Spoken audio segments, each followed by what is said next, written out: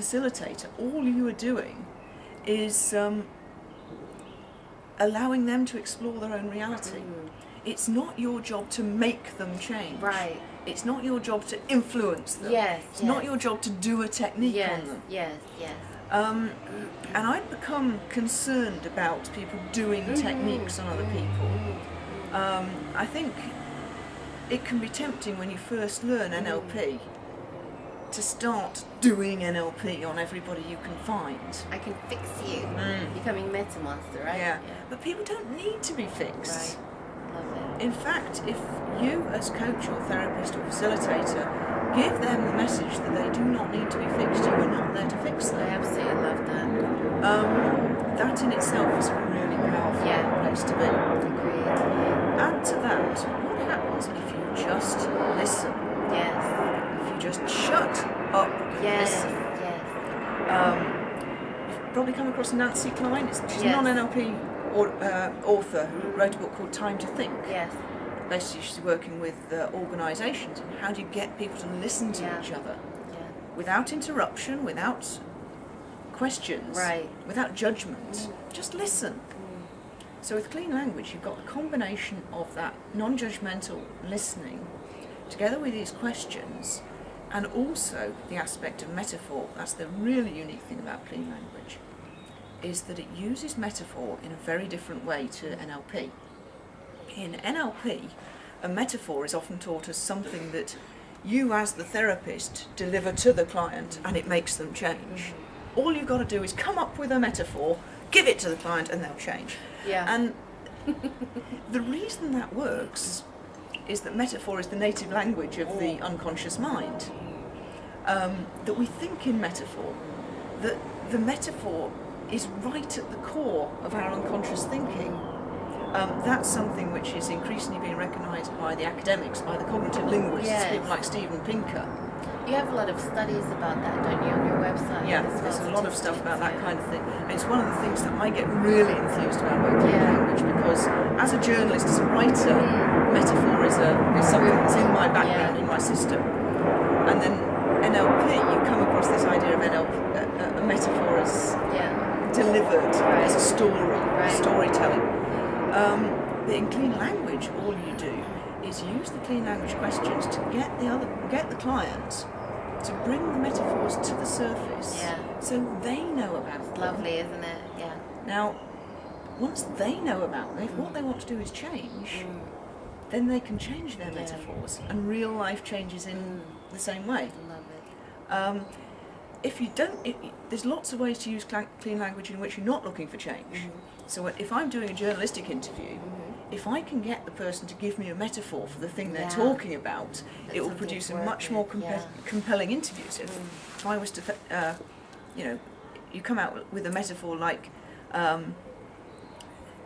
metaphor packs a lot of information into a small package so that you can pass it on easily to another person and they can pass it on again. That produces a compelling image. Definitely. Because it evokes a feeling, doesn't it? You know, with everyone. It could be a different feeling for each person depending on what they're attaching to the metaphor. So each person's metaphors are subtly different in their thinking. So if I'm saying metaphors like a package, the package you're imagining will not be the same as the package I'm imagining. They'll have cultural similarities, but they won't be the same. So if I were to ask you, when packaged like that, what kind of package was that package for you? A metaphor? Well, what kind of package did you imagine when I said? Oh, a package? Something from Tiffany's. Something from Tiffany's? Anything else about that something from Tiffany's? It was blue with a white ribbon on it. Blue with a white ribbon on it? Yeah, and there was something sparkly inside. Something sparkly? Sort of silverish. Diamonds. Interesting. Because the package I was giving to you was about this size. It was dark blue. Isn't that interesting? Not quite what I wanted. Thanks anyway. And that's why, with the clean language questions, working with metaphor, you really need to keep your own stuff to yourself. Yes. Because everybody's metaphors turn out to be different. And by just keeping yourself to yourself, you allow the person to just find out what it was for them. I love that because it is something that I find quite important too in coaching and helping people get to their own state, not to influence through your own stuff. Yeah, very important. So that excited you about clean language. Yes, and at that period I met Wendy Sullivan, my business partner, at an NLP practice group in Richmond, the most successful NLP practice group in the world. Well, hey! That's good. Which is run by a lady called Henrietta, who is also a great clean language enthusiast. So I met Wendy. I was being made redundant. She so much going on now, yeah. She asked me to do a bit of work for her to do some publicity materials.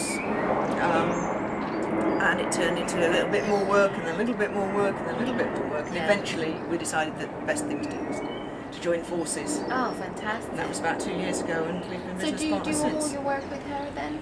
Yes, pretty much. Basically, the Clean Change Company aims to tell the world about clean language. That's what we do. Oh, I love it. So we do training, we do consultancy work with organisations, and we sell things that encourage people to learn and use clean language, like the book. Let's have a look at your book. Now, your book is doing really well on Amazon at the moment. Tell us about your book. Yeah, it's spent the whole of last week at #1 in our category, which is just absolutely superb. It's still there this morning, I checked. That's a big deal, yeah. Yeah, so we're really pleased about that. We had a little piece in the Observer newspaper. Did you really? Not Sunday gone, but the one before. And that seems to have provoked this response that it's been #1 ever since. What were they talking about in the Observer? They were doing a supplement on how to understand people. Oh, really? Fantastic. And one of the pieces in that was about language and communication.